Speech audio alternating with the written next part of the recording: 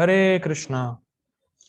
आज चर्चा करेंगे 5वें अध्याय के 22 नंबर श्लोक की। ठीक है, शुरू करते हैं। ये ही संपर्श जा भोगा दुःख योनेय एव ते आद्यन्तवन्तः कौन्तेय न तेषु रमते बुधः। ये ही संपर्श जा भोगा दुःख योनय एव ते आद्यंत अंतवन्तः कौन्तेय न तेषु रमते बुधः। ओके सुभेक्षा माता जी, प्लीज रिपीट। ये हि संस्पर्शजा भोगा दुःखयोनय एव ते आद्यन्तवन्तः कौन्तेय न तेषु रमते बुधः। ओके, वेल डन माता जी। ठीक है, हम लोग शब्दार्थ देखते हैं। बहुत ही सुंदर श्लोक है और बहुत इंपॉर्टेंट है। और ये थोड़ी सी क्लास आज कठोर होगी शायद, इसीलिए कृष्ण ने थोड़ा सा वेट कराया। ठीक है। ये ही संपर्श जा भोगा, जो संपर्श भोग हैं, ये ही, हम लोग कहते हैं ना, ये ही आदमी वो है, ये ही बेकार आदमी है, ये इसी की वजह से हुआ है, ये ही है वो, ऐसा बोलते हैं ना। ये ही, ये तो हिंदी शब्द है ना। ये ही, दिस इज द कॉज, ये ही वो चीज है या ये ही रूट कॉज है। तो भगवान भी बोल रहे हैं ये ही संपर्श जाप होगा, ये ही निश्चित ही, ये जो संपर्श, ये संस्पर्श जो भोग हैं, ये दुख योने या एवते, दुख की योनि है, दुख की मां है इंद्रिय भोग। कितना सुंदर है। What is the only misery in this material world? इंद्रिय तृप्ति, सेंस ग्रेटिफिकेशन। दुख योने या एवते, दुख की योनि, दुख की जननी, दुख की माता है सेंस ग्रेटिफिकेशन, इंद्रिय तृप्ति। और ये ही निश्चित ही है, ये भगवान बोल रहे हैं यही तो है। यही कौन? संस्पर्श, जो इंद्रिय तृप्ति या जो इंद्रियों का अपने इंद्रिय विषयों से संपर्क, ये ही तो है दुख की मां। ठीक। अब क्यों है भाई? आद्यन अंतवंतः कौन्तेया, क्यों? क्योंकि इसकी शुरुआत है आदि और अंत। इसकी शुरुआत होती है और बाद में अंत हो जाता है। और ना कौन्तेया, हे कुंती पुत्र, ना तेषु रमते बुधः, इसलिए जो बुद्धिमान है, जो बूढ़ा, जो बुद्धिमान है, ना तेषु रमते, इसमें रमण नहीं करता। किसमें रमण नहीं करता? जो इंद्रिय भोग से उत्पन्न होने वाला तथाकथित सुख है, जो दुख की मां है। बहुत सुंदर श्लोक है। ओके, मैं अब पूछता हूं, हरे कृष्णा अपूर्व प्रभु जी, दुख की मां का क्या नाम है? संस्पर्शा मतलब इंद्र तृप्ति। यस, इंद्रिय तृप्ति दुख की मां है। देखिए, ठीक है। देखिए, इस श्लोक में श्रीला बलदेव विद्याभूषण जी ने बहुत छोटी टीका लिखी हुई है। टीका उनकी छोटी है, लेकिन प्रभुपाद जी का एक बहुत ही अलग विजन, अलग ही एंगल है परपोर्ट में। वो कहेंगे ऐसा नहीं है कि बुद्धिमान लोग कहीं रमण ही नहीं करते। इसमें लिखा है ना, ना तेषु रमते बुधः, जो बुद्धिमान है वो इंद्रिय भोग में रमण नहीं करता। तो प्रभुपाद जी इस एंगल को लेंगे, ऐसा नहीं है कि बुद्धिमान व्यक्ति कहीं रमण नहीं करता, लेकिन ना तेषु रमते बुधा, वो भोग में रमण नहीं करता। इसका मतलब ये नहीं है कि वो आनंद नहीं लेता। क्यों? क्योंकि जीव हमेशा से सुख चाहता है। जीव है आनंदमय अभ्यासात, जीव आनंदमय है और जीव सुख चाहता है, और उसके बिना वो रह नहीं सकता। जीव सूखा सूखा नहीं रह सकता, उसको आनंद चाहिए, उसको सुख चाहिए। लेकिन जो बुद्धिमान है वो अक्षय सुख को भोगता है। अक्षय सुख कल देखा था हम लोगों ने। सुखम अक्षय अश्नुते, जो अक्षय सुख है उसका विंदती, भोग करता है। तो जो बुद्धिमान व्यक्ति है वो अक्षय सुख में रमण करता है। अक्षय सुख कैसा है? जिसका ना तो स्टार्टिंग है ना एंड है, वो अक्षय है, वो बढ़ता रहेगा बढ़ता रहेगा बढ़ता रहेगा बढ़ता रहेगा, एंड नहीं है उसमें कुछ, वो स्पिरिचुअल ब्लिस है। तो बुद्धिमान व्यक्ति उस ब्लिस में, उस स्पिरिचुअल ब्लिस में, उस unlimited ocean of spiritual bliss में गोते खाता है, वहां रमण करता है। लेकिन ऐसा नहीं कि बुद्धिमान व्यक्ति कहीं रमण ही नहीं करता, क्योंकि जीव को तो आनंद चाहिए ही चाहिए। लेकिन जो बुद्धिमान व्यक्ति है वो स्पिरिचुअल आनंद में, आध्यात्मिक आनंद में रमण करता है। ठीक है, अनुवाद पढ़ते हैं प्रभुपाद जी का। बुद्धिमान मनुष्य दुख के कारणों में भाग नहीं लेता, जो कि भौतिक इंद्रियों के संसर्ग से उत्पन्न होते हैं। देखिए, संसर्ग क्या होता है और समस्पर्शजा भोग क्या होता है, थोड़ा समझते हैं इसको। जब ज्ञान इंद्रियां ज्ञान इंद्रियां कौन कौन सी होती है, पहले मैं पूछ लेता हूं। ज्ञान इंद्रियां कौन कौन सी होती हैं?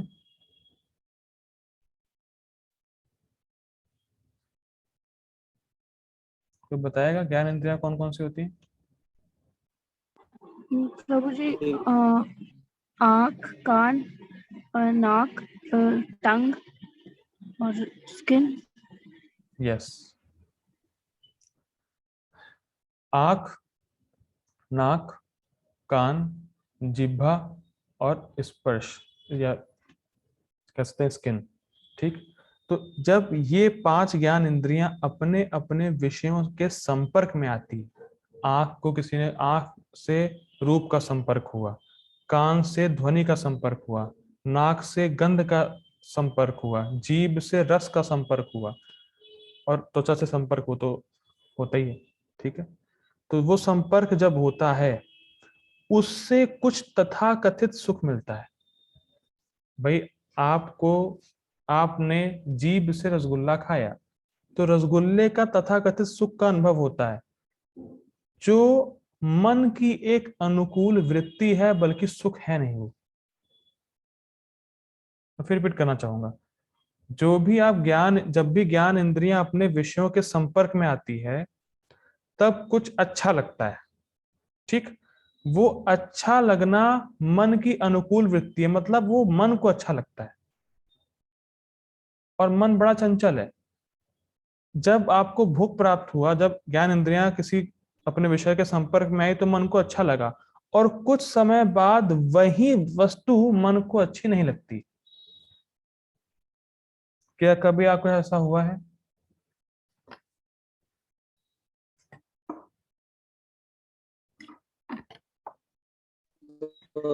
यस प्रभु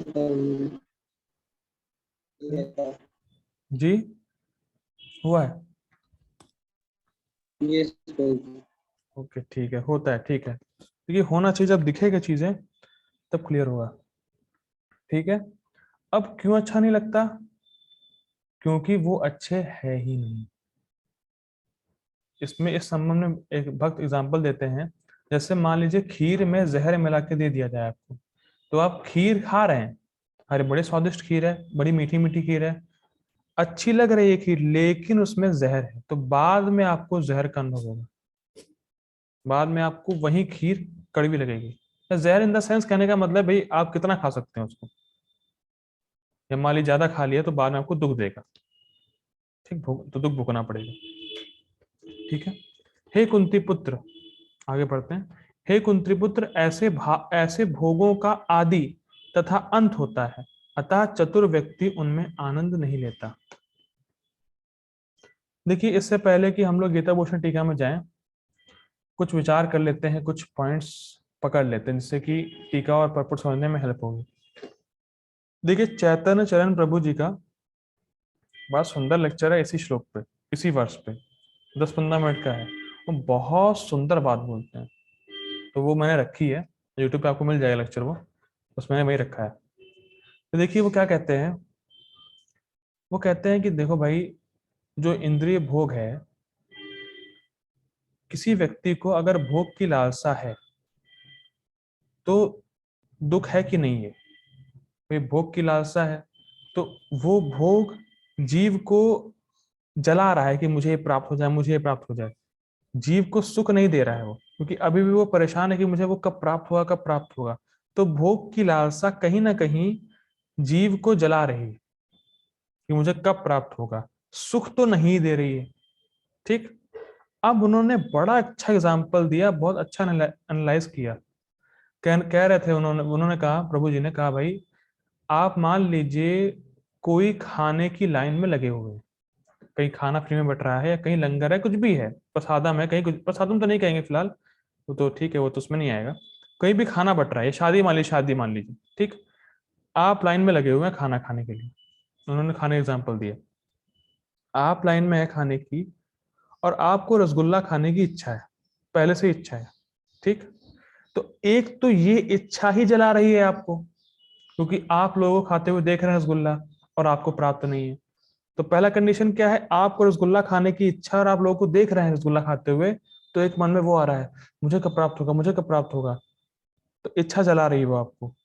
ठीक, पहला केस ये उन्होंने लिया।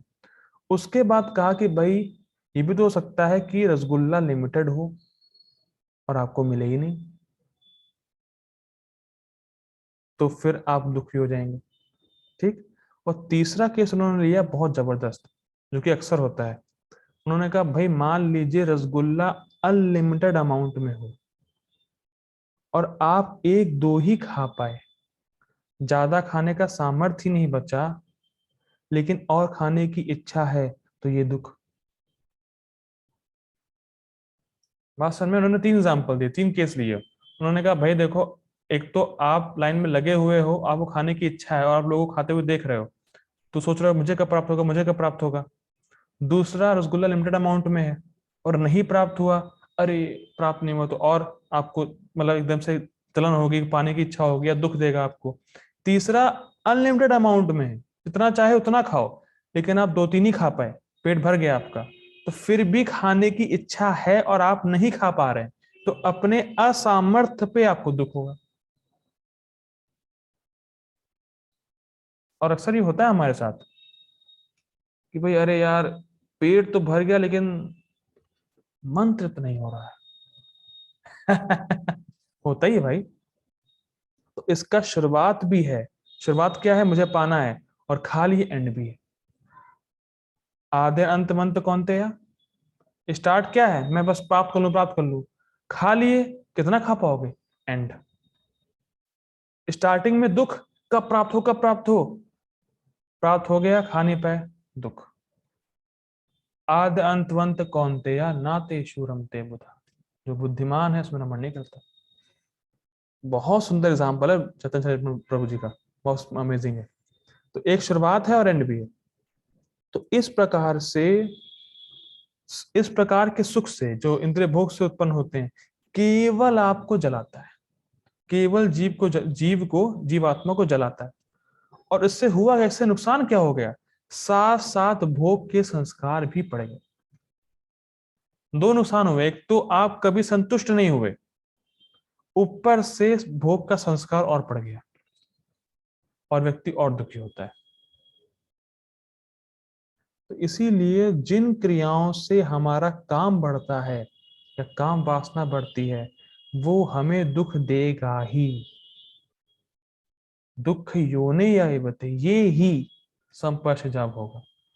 जिस क्रियाओं से हमारी काम वासना बढ़ेगी, वो हमें दुख देगा ही देगा, वो एक्टिविटी में दुख देगी ही देगी, वो इंद्रिय भोग हमें दुख देगा ही देगा। बहुत अमेजिंग है श्लोक। देखिए ये श्लोक मैंने कहा था याद करने को, पता नहीं कितने लोगों ने याद किया। याद करना ठीक है, लेकिन याद रहना ही डिफिकल्ट है। याद कर लेना, सुना देना वो ठीक है, लेकिन याद रहना, हमेशा जीवन में अप्लाई करना, ये थोड़ा टफ है। ठीक किया भी है माता जी ने, ठीक है।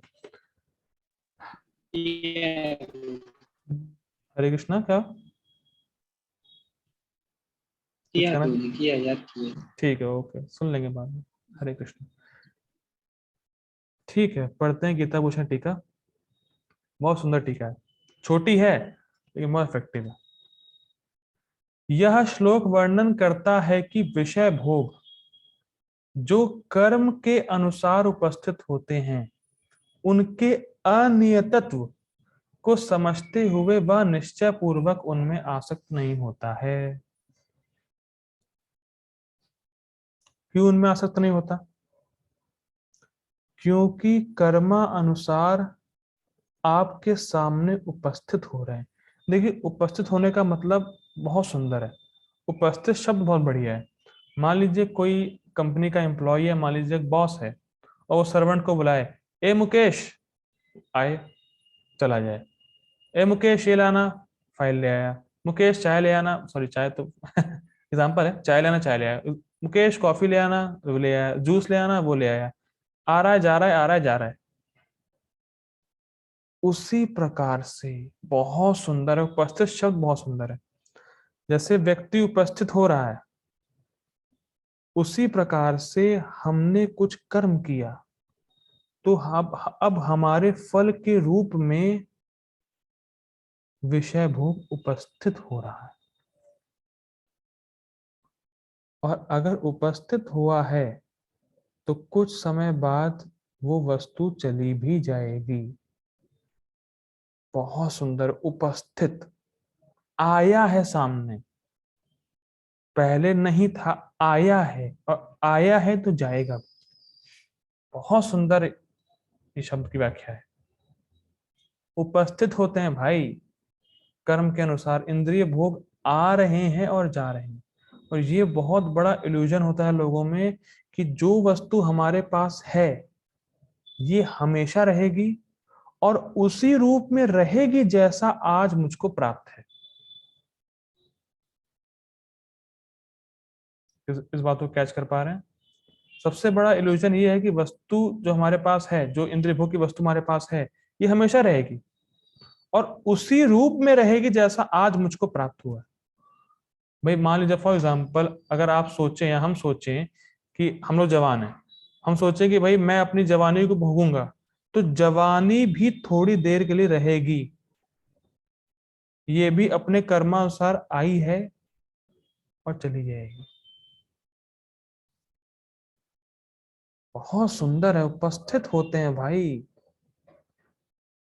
आप मान लीजिए कुछ आपने कुछ मेहनत करी और कुछ आपको प्राप्त हुआ, आप उसमें आसक्ति रखे और वो अगर चली गई, दुख। लेकिन यहाँ का जहाँ क्या कहा जा रहा है, जो बुद्धिमान है वो जानता है कि मेरे कर्मानुसार ये आई है और कर्मानुसार चली भी जाएगी, अभी कुछ समय के लिए उपस्थित है। कितना सुंदर है, बहुत सुंदर है।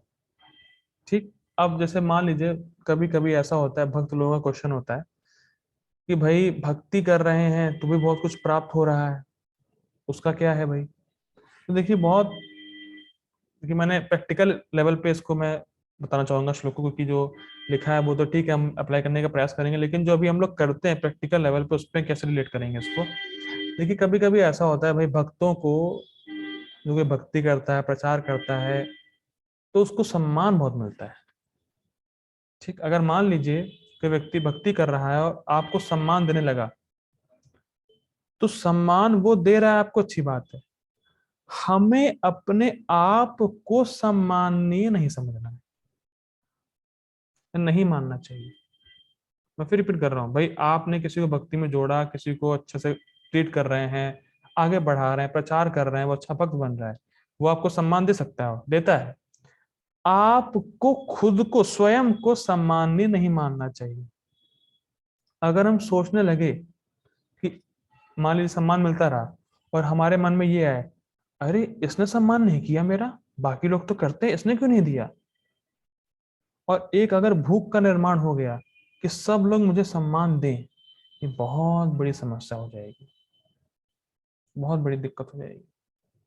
तो आप फिर उसी, मतलब जो सम्मान पाने की जो इंद्रिय, जो सटल इंद्रिय, वो तृप्ति, सटल संस्कृतिफिकेशन है, उसमें चले गए आप। फिर बहुत सावधान रहना पड़ता है कि लोग आपको सम्मान करेंगे, सम्मान देंगे, पर हमें अपने आप को सम्मानित नहीं मानना चाहिए। और इस पे बहुत सुंदर बात राधा गोविंद महाराज ने बोली थी, भाई अगर आपको कोई सम्मान कर रहा है तो आपको बल्कि खराब लगना चाहिए जब सम्मान करे कोई, जैसे किसी ने गाली दे दी। उनके ये शब्द थे।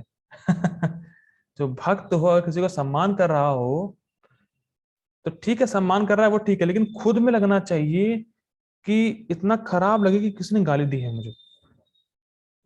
तब रियली में व्यक्ति एडवांसमेंट फील करेगा, या एडवांस तब व्यक्ति वाकई में एडवांस हुआ है। देखिए आप आर्टिफिशियल नहीं कर सकते। सम्मान कर रहा है आपको, वो अंदर से जब एडवांसमेंट होगा तो आपको अंदर से ही फील होगा कि मैं तो सम्माननीय व्यक्ति हूं नहीं, मैं सम्मान के लायक किसी का हूं नहीं। विनम्रता है ये जी। आप ऐसा नहीं कर सकते कि आप आर्टिफिशियली ले आएंगे इस गुण को। ये गुण उनमें ही आता है जो बहुत उच्च कोटि के भक्त होते हैं। उनमें विनम्रता वश ये गुण आता है कि उनको खराब लगता है कि अरे मेरा सम्मान क्यों कर रहे हैं व्यक्ति, हम तो कृष्ण के तुच्छ दास हैं। इस प्रकार की भावना आती है, ये हाई एडवांस स्टेज है। ये नहीं कि आप अभी आप इमिटेट करने लगे इस गुण को। तो मैं बता रहा हूँ, बस महाराज जी कह रहे थे कि भाई ऐसा होना चाहिए, किसी ने आपको गाली दे दी है, इतना बुरा लगना चाहिए जब व्यक्ति को सम्मान कर रहा है। और उनके प्रसंग में एक बात बता रहे थे वो, कि भाई राधा गोविंद महाराज जी के शिष्य थे। तो वो कहीं गए महाराज जी के साथ, और महाराज जी को कोई व्यक्ति आया और खूब सम्मान करने लगा। तो महाराज जी ने बहुत कठोर वचन बोला। मतलब अमेजिंग है ये, उनकी विनम्रता और मतलब क्या हाई लेवल है वो दिखाता है। वो कह रहे थे कि भाई जब जब जब उनको उनका सम्मान किया गया, उनको सब कुछ कर दिया गया, तो लास्ट में वो बोले कि मुझे तो ऐसा लग रहा है कि आप लोगों ने भरी सभा में मुझे बैठा के जूते मारे। शॉक्ड, शॉक्ड बिल्कुल, मतलब मैं तो रोंगटे खड़े हो रहे हैं ये बोल के ही। मतलब ऐसा लेवल है विनम्रता का। सम्मान चाहिए ही नहीं भाई, अमान ही ना मान देना, कीर्तनी सदाहरी। ये तो गुण है, ये तो गुण डेवलप करना है हमें। इस प्रकार की विनम्रता और रियल विनम्रता या रियल गुण हाई मतलब उच्च कोटि के भक्त दिखाते हैं, जिससे कि हम उससे सीखें, इमिटेट ना करें, इससे सीखें। और उनको वाकई में ऐसी फीलिंग हो रही थी, यानी कि वो शो ऑफ करने के लिए बोल रहे थे महाराज जी, ऐसी उनको फीलिंग हो रही थी। और इसी प्रकार से परम पूज्य राधानाथ स्वामी महाराज जी बता रहे थे कि भाई कोई आपको बोले कि तुम ढोंगी हो, तुम भक्त नहीं हो, तुम धूर्त हो, तुम ये हो वो, तुम ये हो तुम वो हो, तो उसको गले लगा लो कि आप ही मेरे सच्चे मित्र हैं। ये बड़ा अमेजिंग लगता है हम लोग को, क्योंकि हम इस लेवल पे है नहीं। तो महाराज जी बता रहे थे कि भाई जब आपकी कोई निंदा करे कि तुम धूर्त हो, तुम ये हो, तुम ढोंगी हो, तुम भक्त नहीं हो, उसको गले लगा लो कि तुम वास्तव में मेरे मित्र हो।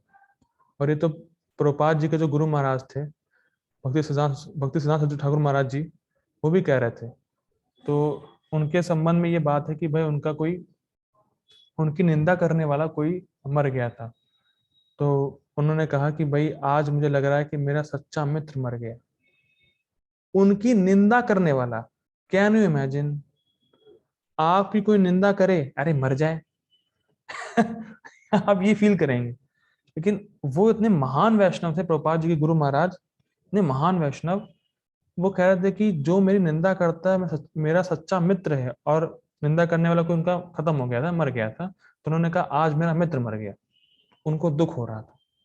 तो ये बहुत ही हाई स्टैंडर्ड है। तो समझने वाली बात ये है कि सम्मान आएगा जाएगा, सुख दुख आएंगे जाएंगे, इंद्रिय भोग जितना आपको मिलना है कर्म अनुसार वो उपस्थित होगा और जाएगा, उसमें रमता नहीं है बुद्धिमान व्यक्ति।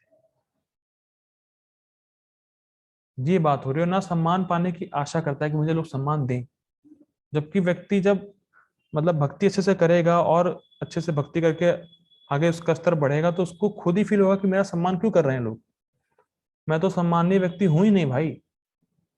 ये गुण बहुत मुश्किल है, लेकिन इस गुण पे आने का प्रयास करना है। और ये आर्टिफिशियल नहीं आ सकता, भक्ति जब अच्छे से करेंगे तभी ये अपने आप प्रकट होगा। तो कहने की बात फिलहाल ये थी कि कभी कभी मान लीजिए ऐसा होता ही है, ऐसा अनुभव होगा आप सबका कि जब हम लोग अच्छे प्रकार से जप करते हैं तो कभी कभी भगवान ये फीलिंग देते हैं कि तुम ये शरीर नहीं हो। कभी आप लोगों को अनुभव हुआ है ऐसा कि जब अच्छे से करें भगवान थोड़ी देर के लिए फीलिंग देते हैं कि भाई तुम शरीर नहीं हो। ओके, किसी का तो आया है थम्स अप। होता ही है, जो भी गंभीरता से जब करेगा, सुनेगा नाम को, गंभीरता पूर्वक करने का प्रयास करेगा, तो भगवान कहीं ना कहीं थोड़ी देर के लिए ये देते ही फीलिंग कि तुम शरीर नहीं हो, तुम शरीर से अलग हो, और जो शरीर के सुख हैं वो तुम्हें कभी भी सुखी नहीं कर सकते। तो इसीलिए जब शरीर के सुख मुझे संतुष्ट कर ही नहीं सकते, तो व्यक्ति आसक्त क्यों होगा उसमें, उसमें क्यों रमण करेगा? तो बुद्धिमान व्यक्ति उसमें आसक्त नहीं होता। ठीक, बहुत सुंदर बात है। थोड़ी सी हाई लेवल क्लास होगी आज। ठीक है। विषय भोग जनित सुख, ओहो बहुत बड़ी मिस्टेक है इसमें। विषय भोग जनित सुख ही दुख का कारण बनते हैं। मेरे हिसाब से जो एडिटर होंगे वो भी थोड़ा सा ठीक है। विषय भोग जनित सुख ही दुख का कारण बनते हैं। ओके, क्यों बनते हैं दुख का कारण विषय भोग जनित सुख? कोई बताएगा? विषय भोग जनित सुख दुख का कारण क्यों बनते हैं? Yes Prabhu ji please. क्योंकि उनका स्टार्टिंग और एंडिंग पॉइंट है, मतलब वो खत्म हो जाती है, इटर्नल नहीं है। हरे कृष्णा।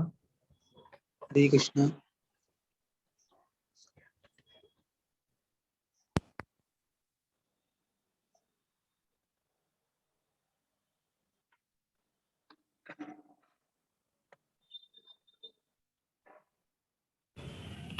हरे कृष्णा।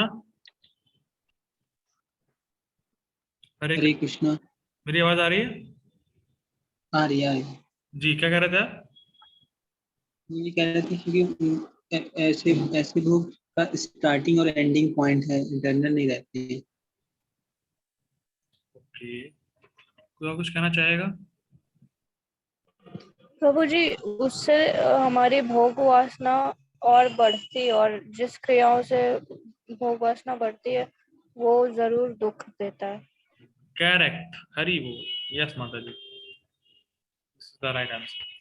देखिए हम लोगों ने किसी, पता नहीं मुझे, किसी को तीसरा अध्याय याद है कि नहीं याद है, लेकिन तीसरे अध्याय में भगवान लास्ट श्लोक में बोलते हैं, जे ही शत्रु महाबाहो काम रूपा दुरासदम, कि जो काम है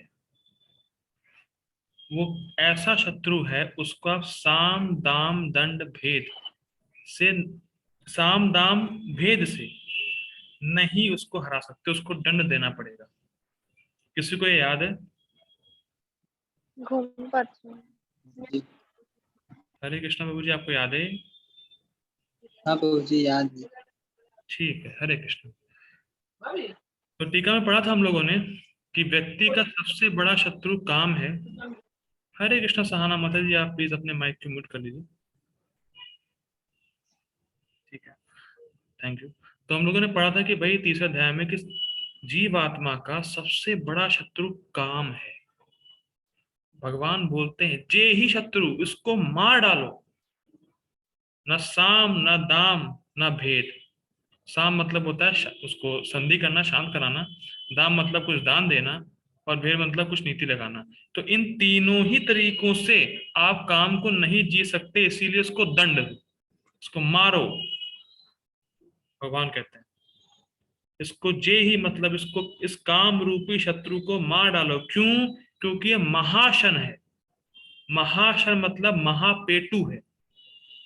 इसको आप जितना भोग देंगे उतना ही ये शत्रु प्रबल हो जाएगा। आप इसको जितना ही संतुष्ट करने का प्रयास करेंगे, ये काम बढ़ता रहेगा, बढ़ता रहेगा, बढ़ता रहेगा। जैसे आप आग में पेट्रोल डालते रहिए, आग बढ़ती रहेगी, बढ़ती रहेगी, बढ़ती रहेगी।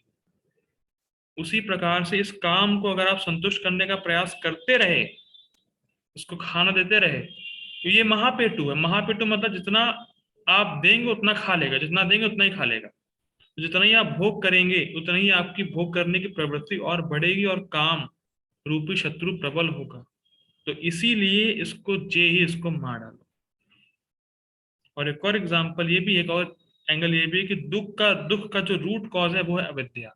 अविद्या मतलब हम अपने स्वरूप को भूले हुए हैं, यही दुख का रूट कॉज है। और अगर आप जितना भोग करेंगे उतनी ही आपकी अविद्या और बढ़ेगी, उतना ही दुख और बढ़ेगा। भाई जैसे मान लीजिए किसी को खांसी है, ठीक, अब अगर आप उसको दही देंगे तो उसकी खांसी बढ़ेगी कि कम होगी? अबू प्रभु जी? जी जी बढ़ेगी। कृष्ण। हाँ प्रभु जी बढ़ेगी, लेकिन मेरी एक बार सही हो गई थी। यू आर प्रभु जी महान वैष्णव, हरी बोल। ठीक है, कुछ कुछ एक्सेप्शन हो सकते हैं, एक्सेप्शन हो सकते हैं, लेकिन जनरली अगर किसी को खांसी है तो दही खाएगा तो खांसी और बढ़ेगी, कफ और बढ़ जाएगा। उसी प्रकार से अगर आप भोग देंगे तो काम और बढ़ता है और हमारी अविद्या और बढ़ती है, और अविद्या की वजह से ही हम यहाँ दुख भोग रहे हैं। और अविद्या क्या है? हम अपने स्वरूप को भूले हुए हैं और भगवान को भूले हुए हैं। और हम लोगों ने टीका में पढ़ा था एक जगह, सारी प्रॉब्लम का जड़ है भगवान से विमुखता। तो जितना भोग करेंगे भगवान से विमुखता उतनी बढ़ेगी, उतने कष्ट आएंगे, उतना ही आप परेशान होंगे, उतना ही आप दुखी होंगे। तो ये पूरा लॉजिक है। तो विषय भोग से जो भी आप सुख प्राप्त करते हैं, इंद्रिय तृप्ति जितनी आप करेंगे, आप दुखी ही रहने वाले हैं, क्योंकि दुख की माँ है इंद्रिय तृप्ति। ठीक, तो अब मैं मीटिंग एंड कर रहा हूँ, हम लोग प्रभुपाद जी का परपुट लेंगे। So I request all of you to join again. Hare Krishna.